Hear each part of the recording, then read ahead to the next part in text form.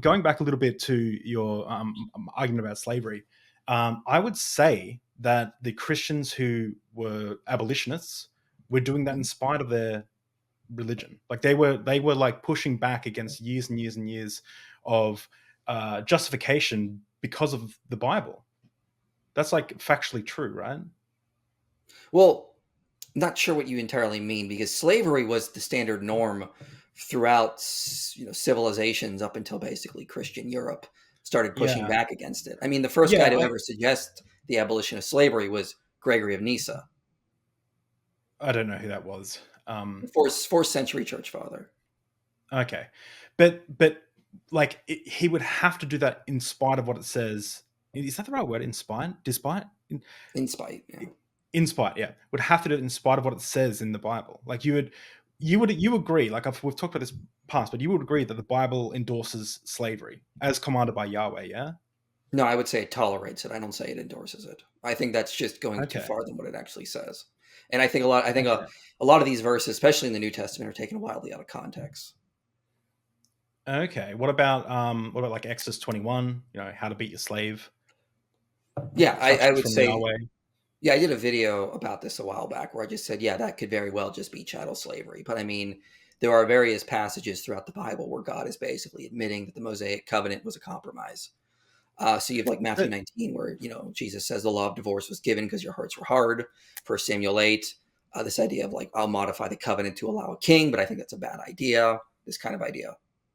that can I think about that for a second? So that comes across like an argument like God's hands are tied. Yeah, yeah. Like yeah, like God couldn't do anything. Like he's all powerful, he's all knowing, but something fooled him. His hands are But tied. I wouldn't say that. It's a question of what God is trying to do. Is he trying to create robots, or is he trying to create moral progress and free people he's not going to manipulate and sort of just control like puppets? So why could he command things like the death penalty for for breaking the Sabbath, for picking up sticks on the Sabbath, or eating shrimp? You know that's a sin. Hmm. But he couldn't say don't own human beings as property. Or if someone, if you take war criminals, they're not your slaves. They're just, help them out. Why couldn't he say that? So one thing to keep in mind is I don't believe the Mosaic law was ever enforced as like the law of Israel. I think it's more going to be more akin to something like the Code of Hammurabi or Middle Assyrian laws, Code of Lipit Ishtar. This is not like the law of ancient Israel. This is going to be more similar to something that's going to be exhortational or didactic. It's like a treatise on judicial wisdom for the time. So I don't think the death penalties being given in there are basically like laws that God is going to say, oh no, this is like the minimum requirement on what needs to happen in this type of thing. And for example, like Kenneth Berglund talks about this in his chapter in the book exploring the composition of the Pentateuch, as well as John Walton's book, The Lost World of the Torah, Dilbert Hiller's book, Covenant. Basically, it's the idea. This is not the idea that they would have looked at this as like it's a law code. This is teaching the moral importance of something. This is expressing basically like how important these things are. So let me just quote Kenneth Berglund from Exploring the Composition of the Pentateuch to sort of give a better idea of what I'm trying to say. He says, to indicate why Torah should not be understood as legislative, we find substantial indications in the instructions given specifically to judges. Their Torah, as such, is nowhere explicitly said to be a source of ancient Israelite jurisprudence. In other words, it's not seen as an autonomous legal source with sufficiently comprehensive formulations to regulate and sanction the conduct of the people. It is a striking fact that none of the instructions to judges speak of consulting and judging according to the Torah. Instead, the judges are admonished to judge according to the more general standard of justice. So I don't think this was God basically giving like the minimal sentence. Like, it's more about expressing the importance of these commands or the actual wisdom behind them than it actually being like jurisprudence. So, like, were people killed for picking up? Do you think people were ever killed for picking up sticks on the Sabbath I think, yeah, sure, it probably did happen at times. under But I mean, again, Yahweh's command? perhaps. But I mean, again, I don't see what that has to do with like the actual topic at this time. Because my whole take on this would be the idea of moral progress. So you basically have Yeah. this idea that God. So let me give you an analogy. In the 1800s, Britain imposed child marriage laws in India. You could not marry Mhm. someone under the age of 12. Now, Robert Woodbury notes that at the time, that British people wanted that to be higher. But in India, the Muslims and the Hindus rioted. It almost led to it led to a lot of conflicts, basically. Mhm. So his basic point is that this was like a slow thing, being like, all right, these people think it's okay to marry 9-year-olds. Let's start with 12, and then in a few decades we'll move it up to like 14, and then 16. That kind of idea. Yeah. My basic idea when it comes to the Old Testament is kind of something similar. You have people that are living in an ancient Near Eastern culture. They're going to be thinking certain ways. They're going to have very dark dispositions, I would say. And so the Mosaic covenant is a way to sort of further humanity along a little bit more until it can get ready for like the prophets to come and then the new covenant. So it's about this idea of moral progress. God tolerates certain things in there because it's helping humanity slowly get to a better place. I can to be blunt, and like people, I asked if I could be blunt. I called Yeah, you, a week ago and said, how hard can I go? be blunt. But to be blunt, that sounds very much all too human. It sounds like what every society around the world has done. It seems like it has nothing to do with the all-knowing, all-powerful creator of the universe. And furthermore, is like, uh, I've lost my train of thought. Well, I mean, But here I would agree but disagree in certain ways. So, for one thing, I mean, I think for in one way, yeah, it can be very human-like. I mean, I don't think we're entirely divorced from the way God thinks and acts. I mean, I think to some degree, I hate to use this term because I don't think that's what the Imago Dei really means, but I think in some ways we are His image in some sense, but not in the way Genesis means. So we are going to reflect some of His personal traits as conscious beings created by a conscious Creator. So I think there's that aspect going in there. well, Uh, and I would also say that there is aspects that John Bottero talks about or John Walton talks about that the Mosaic Law was quite revolutionary for its time and how it sort of phrased things and presented oh, some of its stipulations. it may have been. Well, let me just like let me run this. I forgot what the. I'm not very good with words. I don't have big brain, but I know what love is. I'm not a smart man, but I know what love is. But so let me just run this like test by you, okay? Let's say Okay. that we lived in a society. Let's say there's a third testament that comes around that isn't the Book of Mormon, but it's like there's another 10 commandments come down, and we're living in a society that's just rampant with sexual immorality.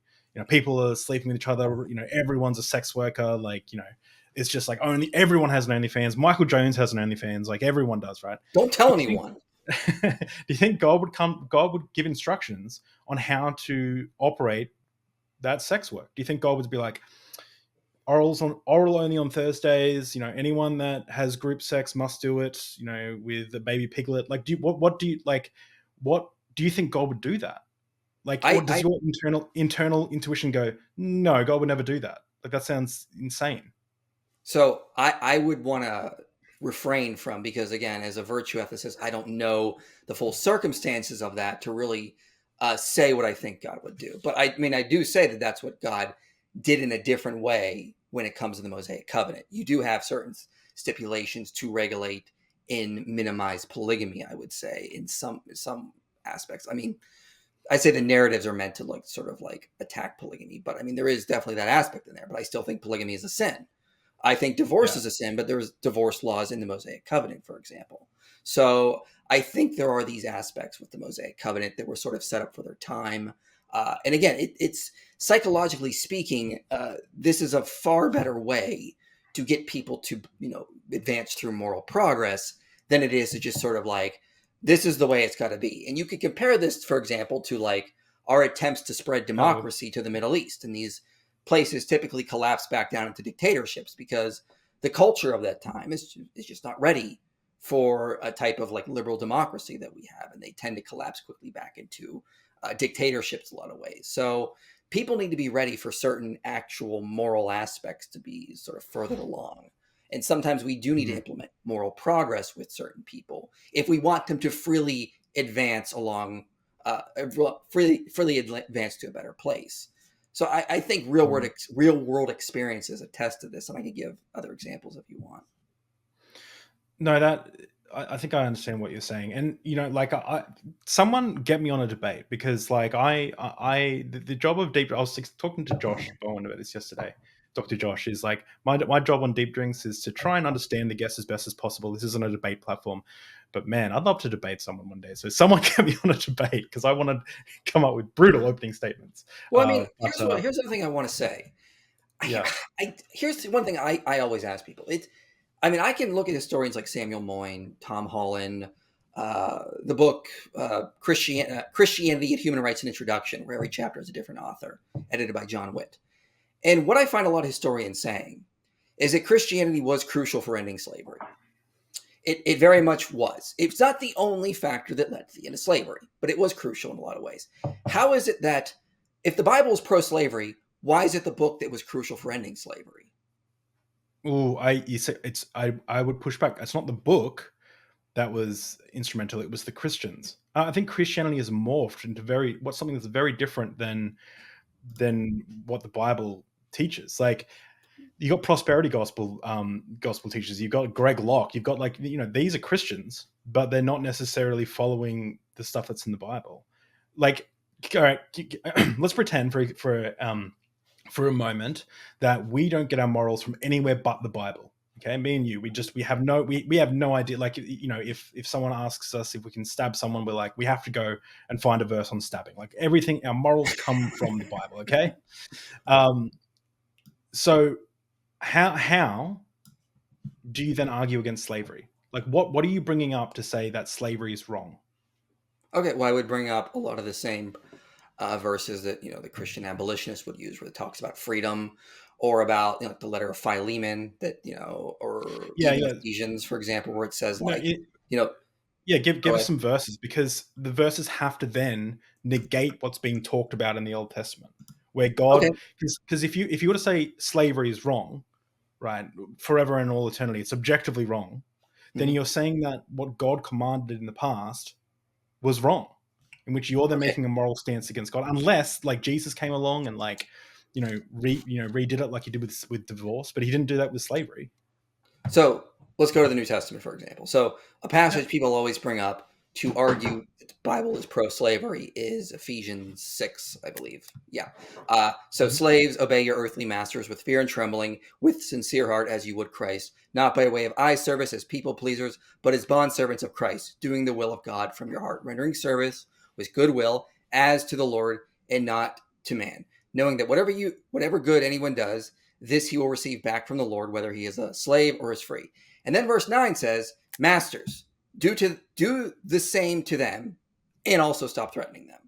So everything that Paul just said that slaves should do for masters, masters should also do for slaves. So that sort of pulls one of the underlying principles, underlying factors of the institution of slavery right out from under it. This idea that there's the master and the slave. Paul is basically saying do the same thing to each other. We see this often in like Galatians 3 or the letter of Philemon, for example.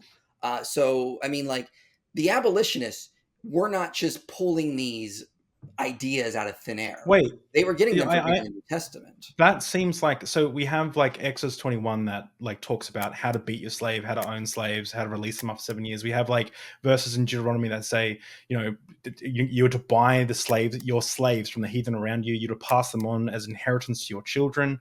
And then the verse that you say negates all of this is what, like, masters don't threaten your slaves.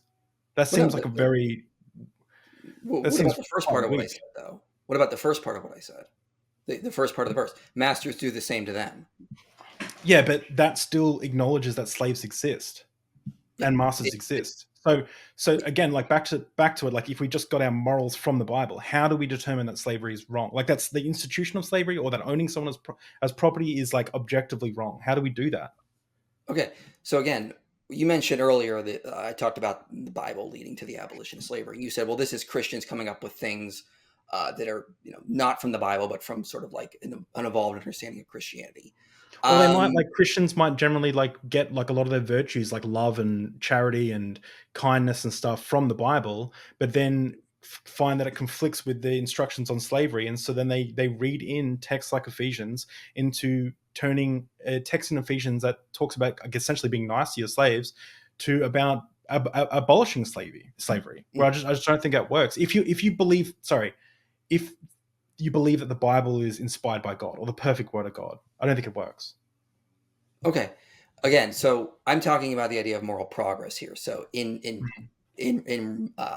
respect to these verses that I'm bringing up. So again, what Paul sort of does in Ephesians 6 is undermine the very idea behind slavery. If both have to be equal here, there's no reason for anyone to own one another, because you have to basically be a servant to each other.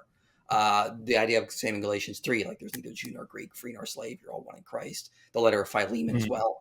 These general ideas. And so, like, what historians like Tom Holland will note, it's this very ideas they were getting from Christianity that led them to think, well, wait a minute, if Paul said this, that we're all equal, there's no reason for slavery. It shouldn't even exist, because we're all the image of God. We're all equal in Christ. There is no basic way we could justify owning another human being with these principles that are taught in the New Testament. So this is why historians will note that the reason why we had the Christian abolitionist movement, the reason why Christianity was crucial for ending slavery, is because Christians were reading these verses and coming away with the idea these very principles laid out mean that slavery should not exist. So, I mean, it depends on what sort of aspects you're looking at. If you go to the Old Testament, I can grant you that. But again, there's a lot of verses in the New Testament talk about the old being fulfilled, like Hebrews 7, Hebrews 8, that it's already passing away and it's going to be obsolete, these kinds of ideas. So it's not like they're going to be drawing from those. They're going to be drawing from the virtue ethics of the New Testament, and they're going to be getting these basic ideas and going, well, this means that we should end slavery. And this is what the historical record points to. It points to the idea that Christians were crucial for ending slavery. Yeah, it just very much feels like someone has this, like, even yourself. It seems like I'm psychoanalyzing you here. That's what I do best. No, is that you have a subjective sense that slavery is wrong, and then so you're reading in to the New Testament Well, passages. let me push back on that, because Yeah, everyone go in the push. ancient world, like Aristotle, Seneca, knew slavery was just a norm. Mm, It just was. I mean, these are like, the moral thinkers of the day. Why yeah, do I have that intuitive sense that slavery is wrong? I mean, Tom Holland says, John Witt says, we got it from basically Western civilization being built from basically the foundations of Christianity and imbuing yeah. these ideas that led to the rejection of slavery. So, I mean, yeah, I can fully agree. I have that intuition, but I mean, it's not like I'm just going to entirely read that to the Bible. I mean, I people do read things into the Bible, I agree, but also biblical texts have influenced a lot of where we are today. So the reason so many people are against slavery has a lot to do with Christianity leading to these ideas, leading to the idea of human rights, and then this sort of, as Tom Holland says, basically infiltrating and saturating the entire culture.